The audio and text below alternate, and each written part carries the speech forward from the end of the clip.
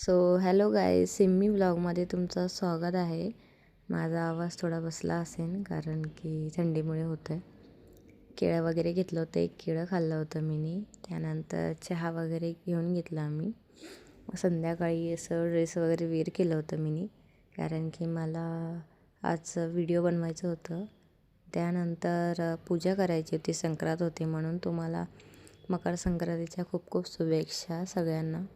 त्यानंतर मी ते चहा वगैरे बनवायचं संध्याकाळी बनवली होती दोघांसाठी. ती सकाळची होती, संध्याकाळची होती. आणि ते ट्रायपॉड आणला होता तर चेक करत होती कसं येते काय ते. त्यानंतर हे आम्ही दोघं बसलो होतो, भाजी वगैरे निवडत होतो, भाजी वगैरे कट करत होतो दोघंजणं.